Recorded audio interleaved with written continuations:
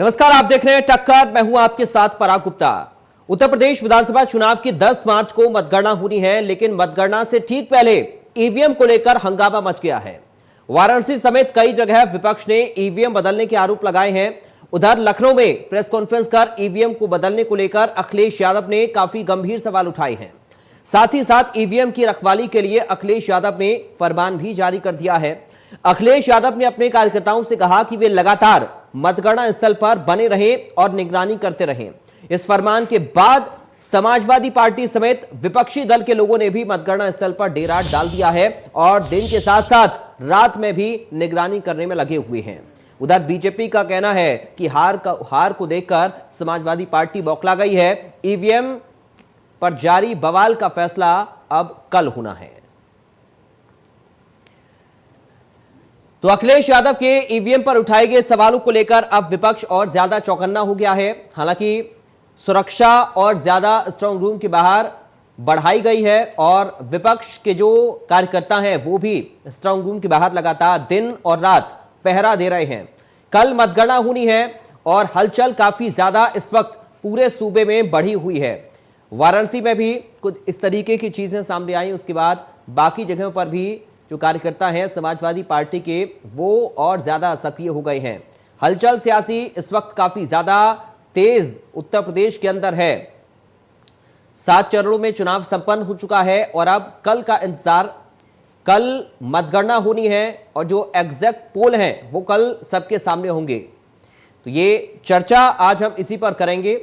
कल मतगणना और यूपी में सियासी हलचल इस वक्त काफी ज्यादा तेज है। कौन किस पर भारी पड़ने वाला है? हमारे साथ समाजवादी पार्टी से पूर्व मंत्री अशोक यादव जी जुड़ गए हैं। अशोक जी, आपका स्वागत है सर टक्कर में। चलिए, धन्यवाद। अशोक यादव जी, पहला कमेंट आपका चाहूंगा सर, ईवीएम पर ठीकरा फोड़ रहे हैं अभी से।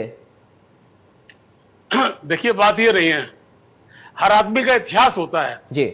इस देश के जितने प्रधानमंत्री हुए हैं, नेहरू जी से लेके अब तक, उन सबका एक इतिहास है। नेहरू जी का इतिहास है, उसके बाद में अटल जी का भी है, इंदिरा जी का भी है जी। लेकिन जो इनका इतिहास है माननीय प्रधानमंत्री जी नरेंद्र मोदी जी का, ये 17 सितंबर को 13 मई का घोषित हुआ था प्रधानमंत्री पद की चुनाव। उसके बाद से लेकर अगर गिनती करें तो 100 से ऊपर बड़े झूठ बोले हैं। जिस आदमी की शुरुआत इस बात से हुई हो, इस देश के गरीबों को 15 लाख का ऐसा सपना दिखाया जिसकी चर्चा हिंदुस्तान के दुनिया में हर जगह हुई। तो बड़ी आम चर्चा हुई, चुटकुले बन गए इस बात पर कि 15-15 लाख रुपए हमारे उनको मिलेंगे।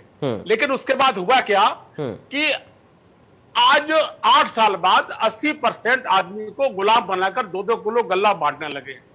तो इसलिए शक होता है। एक गजल मेरी, उसका एक शेर सुन लीजिए कि अजब है देश के लंबरदार, अजब है देश के लंबरदार, कितनी फरेबी चालों से ये चला रहे सरकार। तो दरअसल डाउट यहां पर होता है कि जितने फरेबी चालों से चला सकते थे, इस चुनाव में कौन सा उन्होंने हथकंडा नहीं अपनाया। आप समझिए कि अखिलेश जी को आतंकी कहना, जिन्नावादी कहना, एक भले आदमी जिसने कभी कोई बात गलत नहीं कही हो, उसमें इतने आरोप लगाना, तो उसके बाद ये शक पैदा होता है। लेकिन अशोक यादव जी, आप जनादेश का इंतजार तो करिए सर। इंतजार आप क्यों नहीं कर रहे हैं? एक ही दिन का समय बाकी है। अखिलेश यादव प्रेस कॉन्फ्रेंस करके कह रहे हैं कि ईवीएम को बदला जा रहा है, धांधली हो रही है, गड़बड़ी हो रही है।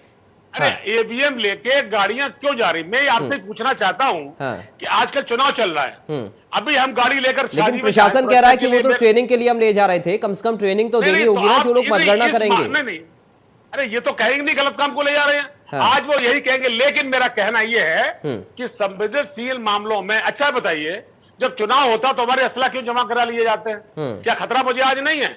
अगर मैं असला के साथ पकड़ा जाऊं, मैं बोलूं भाई साहब दरोगा जी या एसपी साहब, मैं सुरक्षा के साथ ले जा रहा हूं, तो क्या मुझे गिरफ्तार नहीं करेंगे वो? क्योंकि आजकल हमें असला नहीं रख सकते हम। इसी तरह से ईवीएम सरेआम ले जाना गाड़ियों से, ये शक पैदा करता। बरेली में क्या हुआ है? ईवीएम कैसे पकड़ी गई है?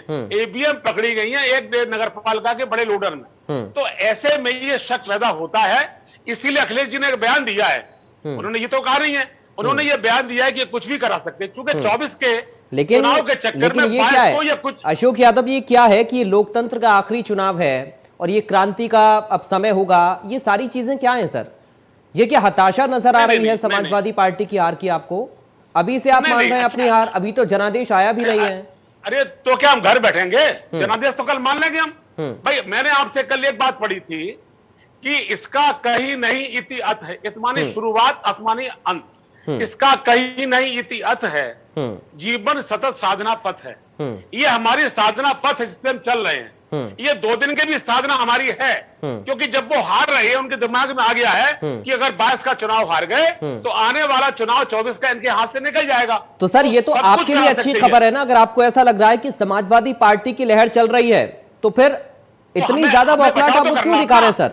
अगर समाजवादी पार्टी की लहर है तो बम्पर जीत समाजवादी पार्टी की होनी है सर। फिर अगर समाजवादी पार्टी की लहर है तो बम्पर जीत तो आपकी होनी है ना सर? अरे मैं आपसे एक बात कह रहा हूं, हाँ। पहले जमाने में जब हमारे आसपास चोरियां और डकैतियां बहुत होती थी तो हम लोग छतों पे लाठी लेके बैठते थे। तो ये कौन सी बात हुई? अगर 2 दिन में हमने अपने अच्छा के लिए, हमारे पास बहुत कार्यकर्ता है, हमारे पास जाबाज कार्यकर्ता है, अगर वो हजारों की संख्या में जहां पर कैद हैं रखी हुई ईवीएम मशीनें, उनके बाहर बैठा हुआ है, आराम से ढपली बज रही है, आराम से गाने हो रहे हैं, समाजवादी पार्टी के सिद्धांत बताए जा रहे हैं, कोई गलत काम तो नहीं हो रहा है। हम भी वहां गए थे, सबको सुना हमने, तो मस्ती से बैठे हुए केवल इसलिए बैठे हुए हैं कि कहीं कोई गड़बड़ी ना हो जाए, क्योंकि शक हमेशा रहता है इस बात पर। जब से ईवीएम आई तब से लगातार ये मांग की जा रही है कि बीच में एक चुनाव कराइए बैलेट से। आप नहीं कराते भाई। लोकतंत्र की रक्षा के लिए आप कुछ भी कर सकते हैं। हमको मालूम है 18 घंटे खड़ा होना पड़ता था पहले, 22 घंटे 25 घंटे हम खड़े हो सकते हैं, लेकिन जब लोग शक करते हैं तो आपको एक बार चुनाव ये करा लेना चाहिए था। और फिर देखो मैं तो ये कह रहा हूं कि शक है, मैं कहां कह रहा हूं। लेकिन एक बात बताइए अशोक यादव जी, सर आप बहुत वरिष्ठ नेता हैं, आप मुझे एक बात बताइए, अखिलेश यादव जो कि अध्यक्ष हैं समाजवादी पार्टी के, अगर वो मीडिया के सामने आकर अपने कार्यकर्ताओं से कहते हैं कि ये क्रांति का समय हो जाएगा और ये लोकतंत्र का आखिरी चुनाव है, उसका नतीजा आप देख रहे हैं क्या हो रहा है? उसका नतीजा आप देख रहे हैं सर, प्रदेश के अलग अलग जगहों पर किस तरीके की स्थितियां बन रही हैं। काशी में क्या हो रहा है, बाकी जगहों पर क्या हो रहा है? अच्छा ही बताइए, अभी इटावा के हालात को अभी दिखाया एक चैनल ने, हमने भी देखा, उसको वायरल हो रहा है, उसमें आराम से ढपली बज रही है, चाय आ रही है, हम लोग उस प्रांगण के बाहर एक सामने मकान बैठे हुए हैं, केवल ये देखते कोई गाड़ी अंदर ना जाए, कोई गाड़ी गलत अंदर ना जाए, जाएगी तो मेरा आदमी मेरे पिता ही साथ में जाएगा। लेकिन सर क्या बुरा है कि लेकिन आप ये बताइए, सुरक्षा पर कोई सवाल नहीं है सर, सुरक्षा पर कोई सवाल नहीं है। ये समाजवादी पार्टी के कार्यकर्ताओं की जिम्मेदारी है कि एक एक वोट जो समाजवादी पार्टी को पड़ा है वो समाजवादी पार्टी के पक्ष में जाए, इसके लिए कोई दो राय नहीं है। लेकिन सवाल यह है कि जो तोड़फोड़ हो रही है, गाड़ियों के शीशे तोड़े जा रहे हैं, हंगामा किया जा रहा है, ये सब क्या है? अब तक ये सुना नहीं कहीं, मैंने तो नहीं देखा। देखो मैंने अब तक कहीं देखा ऐसा नहीं है सर। लगता है कि आप या तो सक्रिय नहीं है या फिर आप टीवी चैनल देख नहीं रहे हैं। नहीं, जितना देखिए, मैं अभी इटावा गया, वहां से लौट रहा हूं, मुझे पता चला बैठना है। आपको सर एक ढपली वाली वीडियो नजर आ रही है बस अपने कार्यकर्ताओं की, बाकी तस्वीरें आपको नजर नहीं आ रही है लगता है। नहीं, जहां पर भी अधिकारी बदतमीजी करेंगे, अच्छा बताइए, हम लोग बैठे हुए हैं, अधिकारी आके बदतमीजी करते हैं, अधिकारी बदतमीजी करेंगे तो क्या साथ बैठे रहेंगे? अधिकारी पूरी तरह से उनके साथ मिले हुए हैं। ये तोड़फोड़ जो कर रहे हैं सर, कौन है वो? ये तोड़फोड़ जो कर रहे हैं वो लोग कौन है? अरे मैं कहां कह रहा हूं भाई कि हमारे लोग हैं। हाँ। ऐसा हमेशा होता रहा है। अच्छा, तमाम जब झंडे निकलते थे, हमारी रैली निकलती थी, उसमें भाजपा कार्यकर्ता बीच में आके डेला फेंक देता था, लड़ाई हो जाती, झगड़ा हो जाता था। ये सब कुछ कर, देखिए वो सत्ता को हासिल करने के लिए आखिरी तक कुछ भी कर सकते हैं। ठीक है, कोई हथकंडा अपना सकते हैं, उनका चरित्र ईमान उनका ऐसा अब तक रहा है, झूठ छल फरेब का रहा है, इसलिए शक होता हो, कोई बात नहीं। यानी आपको संभावना है कि ईवीएम के साथ कुछ ना कुछ गड़बड़ी की जा रही है और इस चुनाव को, इस परिणाम को प्रभावित करने की कोशिश की जा रही है। पूरा देश चिल्ला रहा है इस बात के लिए, तो आप बैलेट से क्यों नहीं? बीजेपी के नेता ही कह रहे हैं कि देखिए अभी से ईवीएम पर ठीकरा फोड़ रहे हैं, तो जनादेश आया भी नहीं है सर, रिजल्ट का इंतजार तो कम से कम करते हैं। लोकतंत्र में हम कह सकते हैं, लोकतंत्र में हम ये कह सकते हैं कि हमें खतरा है, क्यों नहीं कह सकते हमें खतरा है? ठीक है, खतरा है, हम कह सकते हैं। ठीक है, हमारे साथ गौरव मिश्रा जुड़ गए हैं बीजेपी से नेता। गौरव जी आपका स्वागत है। ईवीएम पर सवाल है सर, जवाब दीजिए। देखिए, ईवीएम पर सवाल नहीं है, दरअसल समाजवादी पार्टी के पूरे कुनबे पर सवाल है, उनके अस्तित्व की का सवाल है, उनके अस्तित्व की रक्षा का सवाल है, इसलिए लोकतंत्र खतरे में है। दरअसल लोकतंत्र खतरे में नहीं है, जो ये वंशवादी पार्टियां हैं, इनका परिवार, इनकी राजनीति खतरे में है, क्योंकि जनता ने लगातार 2014, 2017, 2019 और अब 2022 में ये मन बना लिया है कि अब देखिए समूल विनाश लोकतंत्र के आज बात ईवीएम पे हो रही है, मिसाज में ठोको आज बात ईवीएम पे हो रही है। नहीं तो ईवीएम पे ही बता रहे हैं। जब आप 2012 में जीतते हैं तो ईवीएम पर क्यों नहीं प्रश्न उठाते हैं? उस समय क्यों नहीं उठाया आपने? 2000 जब मध्य प्रदेश में ये सब 14 के बाद शुरू हुआ है, ये सब 14 के बाद शुरू हुआ है। जब पश्चिम बंगाल 14 के बाद शुरू हुआ हारते हैं तो ईवीएम खराब नहीं होती है, तब ईवीएम सभी सही रहती है। और आज जब सारे एग्जिट पोल आपके खिलाफ बता रहे हैं तो आपको लग रहा है कि ईवीएम में गड़बड़ी है, ईवीएम में गड़बड़ी है। दरअसल ईवीएम में गड़बड़ी नहीं है, समाजवादियों के दिमाग में गड़बड़ी है और वो पूरे प्रदेश में दिमाग तक बच जाइए, अपनी बात कहिए आप। दंगा फैलाना चाहते हैं पूरे उत्तर प्रदेश में, इसलिए वो इस तरह की कवायद कर रहे हैं, इस तरह के बहस को जन्म दे रहे हैं। और आज देखिए काशी में क्या हुआ, वाराणसी में क्या हुआ, सरकारी गाड़ियों को तोड़ना, फोड़ना, मार करना, इस तरह का उत्पात किया। आप चंदौली में 2019 में क्या किया था आप लोगों ने? 2019 में भी यही काम किया था आप लोगों ने, वही रिपीटेशन आप लोग कर रहे हैं, जिसकी भूमिका रच रहे हैं पहले से ही कि चुनाव हार जाएंगे तो इस प्रकार का उपद्रव करेंगे। लोकतंत्र खतरे में है, लोकतंत्र और मजबूत हुआ है। महिलाएं बहुत पुरजोर से इन चुनावों में हिस्सा ली है, बहुत भारी संख्या में चुनावों में हिस्सा ली है।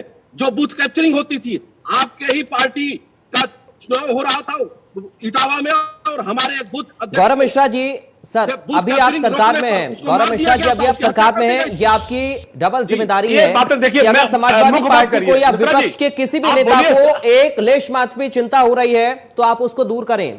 आपके नेता तो सर ऐसे बयान दे रहे हैं कि हार की हताशा है, अभी तो जनादेश आए भी नहीं, इंतजार तो आपको भी करना पड़ेगा ना। वो तो हम कल जिम्मेदारी तो आपकी और ज्यादा बढ़ जाती है सर। कल जीतने के बाद बात करेंगे। अशोक जी आऊंगा आपके पास गौरव जी से जवाब देने के बारे में। गौरव जी बोलिए सर। अशोक जी को एक बात स्पष्ट करना चाहता हूं, हाँ। जनता का जनादेश सिर माथे पर, चाहे वो हमारे पक्ष में आए या हमारे विपक्ष में आए, लेकिन इस प्रकार के भ्रम फैलाने का काम समाज में भारतीय जनता पार्टी कभी नहीं करती। कभी भी चुनाव आयोग पर या फिर ईवीएम पर प्रश्न उठा करके अपनी कमियों को धोने का काम भारतीय जनता पार्टी नहीं करती, उसकी समीक्षा करती, उसका मंथन करती है। और जो भी जनादेश आएगा उसको सिर माथे पर हम लोग रखेंगे। लेकिन इस तरीके से पूरा डिजाइन करना, पूरा पोर्ट्रेट तैयार करना कि चुनाव आयोग पूरा कटघरे में खड़ा हो जाए, ईवीएम की सारी मशीनें कटघरे में खड़ी हो जाए और एक भी गड़बड़ी इन लोगों ने कहीं से प्राप्त नहीं किया, उल्टा अराजकता फैलाने का काम सड़कों पर करना शुरू कर दिया अभी से। तो अपने हार का ठीकरा फोड़ने का काम इन लोगों ने पहले से बुलेट प्रूफ तैयार कर लिया है। और जनता का जनादेश, सारे चैनल झूठे नहीं हो सकते, सारे चैनल झूठे नहीं हो सकते। जिस तरह से एग्जिट पोल के रुझान आए हैं वो इस बात का सीधा प्रमाण दे रहे हैं कि भारतीय जनता पार्टी की फिर प्रचंड बहुमत से सरकार बनने जा रही, उसकी हताशा, उसकी परेशानी इन लोगों को है। ठीक है अशोक यादव जी, अब आप अपनी बात रखिए सर। सवाल यह है कि अगर ईवीएम के साथ गड़बड़ी है तो ये राजस्थान के चुनाव में क्यों नहीं होती है, मध्य प्रदेश के चुनाव में क्यों नहीं होती है, छत्तीसगढ़ के चुनाव में क्यों नहीं होती है सर? क्यों पश्चिम बंगाल के चुनाव में ईवीएम में गड़बड़ी नहीं हो पाती है और क्यों सिर्फ उत्तर प्रदेश के ही चुनाव में हो रही है? 400 के पार का दावा कर रहे थे ना अखिलेश यादव की, 400 की पार सीटें समाजवादी पार्टी की आ रही हैं। आप तो सर सारे रिकॉर्ड तोड़ने जा रहे हैं, उसके बावजूद भी आपको डर लग रहा है कि आप हार रहे हैं। आप तो कह रहे हैं कि ये एग्जिट पोल है, एग्जैक्ट पोल नहीं है, तो एग्जैक्ट पोल का इंतजार तो करिए सर कम से कम। तो नहीं, लोकतंत्र में इस बात का सबको हक है कि वो अपनी शिकायत दर्ज कराए। हमने केवल शिकायत दर्ज कराई है, हमने शिकायत दर्ज कराई है और अपने कार्यकर्ताओं से लोकतंत्र में हक ये नहीं है कि आप नायब तहसीलदार की गाड़ी को घेर लेंगे, आप एसडीएम की गाड़ी पर पथराव करेंगे, आप सरकारी गाड़ियों को, सरकारी संपत्ति को नुकसान पहुंचाएंगे। ये कौन लोग हैं फिर और ये क्यों कर रहे हैं? पूरे चुनाव में प्लीज हम हेलो जी आपकी आवाज आ रही है, बोलिए सर। हाँ, पूरे चुनाव में आपके विधायकों ने गालियां दी अधिकारियों को, आपके विधायकों ने लोगों को पीटा है, आपके विधायकों ने डीएम को गाली दी कि जूता मारते मारते ले जाएंगे गाजियाबाद। जो बीजेपी करेगी भाई आप भी करेंगे, प्रत्याशियों ने सब कुछ किया। बीजेपी जो करेगी वो भी आप भी करेंगे। अरे बीजेपी के नेता में समाजवादी पार्टी के नेताओं में क्या अंतर है फिर? अरे सुनिए, नहीं हमारे दल ने कहां ऐसा किया है? हमारे दल के किसी नेता ने कोई मंच से गलत बात नहीं बोली है। अखिलेश जी ने पूरे चुनाव भर हमेशा मान ही नहीं कहा प्रधानमंत्री ये कोई गलत शब्द नहीं बोले, जबकि उन्होंने जिन्हें सब कुछ गलत। लेकिन चुनाव संपन्न होते ही कह दिया कि लोकतंत्र खतरे में है। ये लोकतंत्र का आखिरी चुनाव है सर। आप जनता के जनादेश के आने से पहले ही उसका अपमान कर रहे हैं। लोकतंत्र का आखिरी चुनाव कैसे हुआ सर, मुझे जरा समझाइए। अच्छा, मैंने आपसे शुरू में एक बात कही थी, जब भी इतिहास लिखा जाएगा इस बारे हिंदुस्तान की राजनीति का, तहां नेहरू जी सबका नाम, वहीं पर मोदी जी का नाम आएगा छल फ्रेम में नंबर 1। तो नंबर 1 है, इसलिए डर लगता है, मन में डर बैठ जाता, पता नहीं क्या कर लें, अधिकारी खरीद लें, क्या कर दें, केवल डर बैठ गया। इसलिए अखिलेश जी ने कह दिया है कि किसी तरह से एक वोट की गड़बड़ी नहीं होनी चाहिए। हम लोग पहरादारी कर रहे हैं। आपने कहा मैंने देखा नहीं, भाई 4 घंटे वहां रह के मैं लौटा, मैंने देखा उसमें हमारे ढोल मंजीरे बज रहे हैं, गाने हो रहे हैं, आराम से लोग बैठे चलिए, हुए आपको लगता है ढोल मंजीरे की अपने वीडियो आपके कार्यकर्ताओं की नजर आ रही है, बाकी अरे एक आध न्यूज़ या जगह बाकी देखिए, खबरें एक आप आध नहीं जगह, देख रहे हैं। अरे भाई एक आध जगह हो सकता है ठीक है। कहीं पर। अच्छा, बहुत से अधिकारी बदतमीज होते हैं, हाँ। अधिकारी देखा बदतमीजी तो कुछ बात हो गई होगी। हमारा कहना है हमें सुरक्षा शीशा रखनी है, पोड़ हमें देंगे सुरक्षा गाड़ी रखनी है ठीक रात है। में। अरे भाई देखिए, मैं आपसे फिर कह रहा हूं, अगर किसी ने ऐसा कर दिया है ठीक है, लेकिन पूरे इतने बड़े प्रदेश के अंदर हाँ। अगर कहीं ये घटना घटी, आपने पकड़ ली हो, पूरे प्रदेश में शांति से जश्न के मैं माहौल वही में कह रहा हूं सर, समाजवादी अशोक पार्टी यादव के की लोग, वही तो मैं कह रहा हूं, पूरे चुनाव भर शांति रही, अखिलेश यादव भी बड़ा सम्मानजनक अब तरीके अशांति से कहां भाई? अपने विरोधियों पर हम अपनी निशाना रक्षा कर साधते रहे रहे, हैं। बाकी हम पार्टी के अपनी नेता भी रक्षा कर करते रहे रहे, हैं। और आखिर में देखिए, अखिलेश यादव आकर प्रेस कॉन्फ्रेंस करते हैं, और उसके अगले दिन क्या हो रहा है सर, ये आप बताइए मुझे। नहीं, उन्हें कुछ लगता है ऐसा? हाँ। भाई अब आप भी करिए, वो भी करें भाई, उन्हें ये लगा कुछ ऐसा अराजकता का माहौल पैदा करना चाहते हैं क्या सर? नहीं, अराजकता नहीं करना चाहते हैं।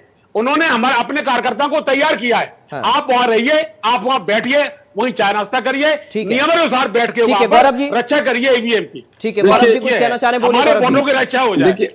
देखिए जिन्ना ने डायरेक्ट एक्शन का आदेश दिया था और बंगाल में पूरा कत्लेआम शुरू हो गया था। राकेश जिन्ना पे आप- लोकतंत्र की अंतिम लड़ाई बोल करके माननीय अखिलेश जी क्या संदेश देना चाहते हैं, और अपने लोगों को जागने की बात कर रहे हैं, अपने लोगों को सड़कों पर उतरने की बात कर रहे हैं और अंतिम लड़ाई लड़ने की बात कर रहे हैं, और लोकतंत्र खतरे में है। दरअसल इनका वंशवादी राजनीति खतरे में है, और जनता ने यह मन बना लिया है कि अब जो ये सामंती व्यवस्था थी, पूरे लोकतंत्र पे कब्जा कर लिया था सामंतों ने, जो घराने थे, उन घरानों को उखाड़ फेंकने का पूरी तरह से समय आ गया है, जिसकी क्लिंजिंग का काम 2014 से चल रहा है और पुनः 2022 में होने जा रहा है। दरअसल अशोक जी जैसे वरिष्ठ नेता को इस बात की चिंता है, माननीय अखिलेश जी को इस बात की चिंता है, उसकी परेशानी है इनको।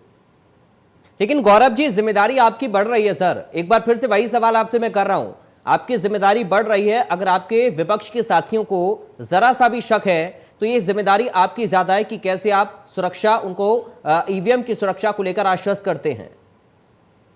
देखिए, चुनाव आयोग एक बयानबाजियां सर चलती रहती हैं, और बयानबाजियां पूरे चुनाव भर चली हैं, मैं वही स्पष्ट करता हूं, लेकिन ये बड़ा महत्वपूर्ण दिन है कल का। देखिए, चुनाव आयोग इन बातों को सुनिश्चित करता है और सभी के लिए, जैसे माननीय अखिलेश जी की पार्टी चुनाव आयोग के सामने है, वैसे भारतीय जनता पार्टी भी चुनाव आयोग के सामने है। ठीक है, दोनों में कोई अंतर नहीं है, सभी दल उसी प्रकार से हैं। हम ये सुनिश्चित नहीं कर सकते, चुनाव आयोग सुनिश्चित कर रहा है सुरक्षा, वो सुनिश्चित कर रहा है त्रिस्तरीय सुरक्षा व्यवस्था। बयानबाजियों से और ज्यादा माहौल बिगड़ता है ना। अगर एक बयान समाजवादी पार्टी के नेता दे रहे हैं तो उसका पलटवार बीजेपी के नेता भी कर रहे हैं। बयानबाजी जितनी ज्यादा होंगी, अराजकता का माहौल उतना ज्यादा बढ़ेगा, ये तो आप भी समझेंगे सर गौरव जी।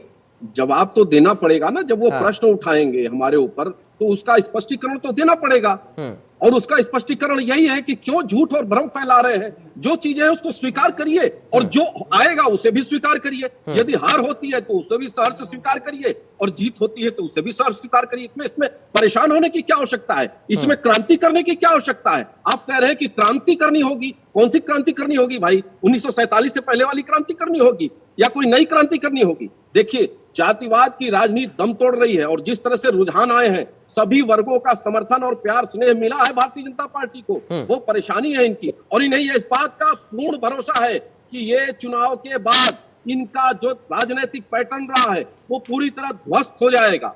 उत्तर प्रदेश की जनता इन्हें स्वीकार नहीं करेगी, उसकी चिंता है। ठीक है, बहुत जल्दी से एक शार्प कमेंट चाहूंगा यादव जी आपका, बहुत जल्दी छोटा कमेंट है अशोक यादव जी। देखिए, ये इन्हें गलतफहमी है। कल जब चुनाव रिजल्ट आएगा तो हमने आपसे कहा था कि कभी भी, पराग जी कल भी आप थे मेरे साथ, बिल्कुल हाँ कल भी थे, तो हमेशा क्या होता है कि ये लोग जो रिपोर्टर्स आते हैं ना, ये गांव में कहां जाते हैं, ये एक जिले में घूम के चले जाते हैं, उसी आधार पर ये लिख देते हैं। तो केवल मैं अगर मानता हूं, अगर मेरे 180 दे रहे हैं तो आप 100 बढ़ा दीजिए उसमें, ठीक है, क्योंकि अंदर तक कहां जाते हैं। हमारा वोट तो किसान है, हमारे किसान, हमारा मजदूर, हमारा वोट है। अब कल का इंतजार हम करते हैं सर, बेहतर होगा हम कल का इंतजार करें, 280 जनादेश का भी सीटें इंतजार आएंगी। हम करें, जनादेश का इंतजार करें, ये बेहतर होगा। बहुत शुक्रिया, समय मुझे इतनी इजाजत दे रहा है। आप दोनों का बहुत शुक्रिया। गौरव मिश्रा जी आपका बहुत शुक्रिया, अशोक यादव जी आपका बहुत शुक्रिया चर्चा का हिस्सा बनने के लिए। तो उत्तर प्रदेश में कल चुनाव की मतगणना होनी है और इसको लेकर लगभग सारी तैयारियां पूरी हो चुकी हैं। इसी को लेकर यूपी के अपर मुख्य सचिव गृह अवनीश अवस्थी और ADG law and order Prashant Kumar ने प्रेस कॉन्फ्रेंस की है, सुनिए जरा। कल की मतगणना होनी है, उसके लिए माननीय निर्वाचन आयोग के निर्देशानुसार और उनके द्वारा दिए गए आदेशों के अनुपालन में काउंटिंग स्थल पे जो व्यवस्था होनी है वो कराई जा रही है।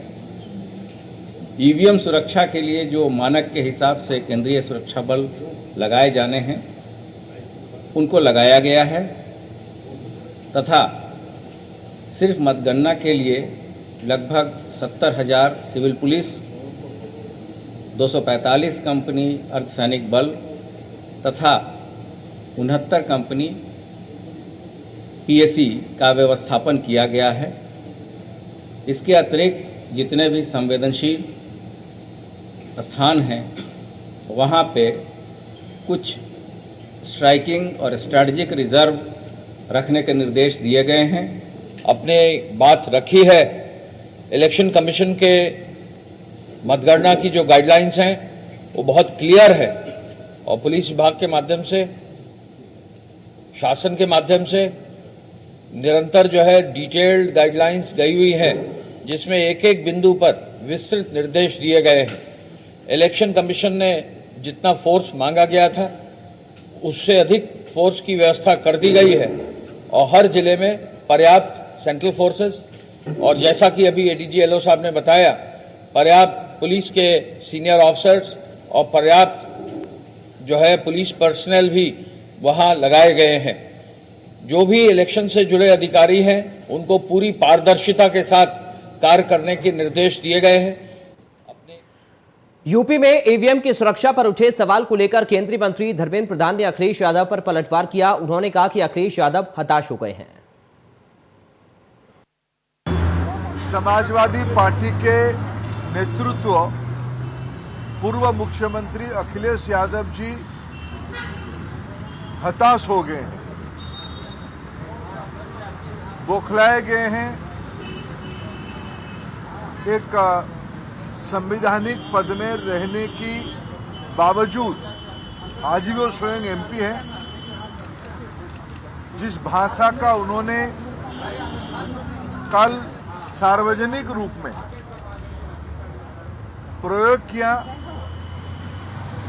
आजादी की 75 साल के बाद हमारी संवैधानिक व्यवस्थाओं पे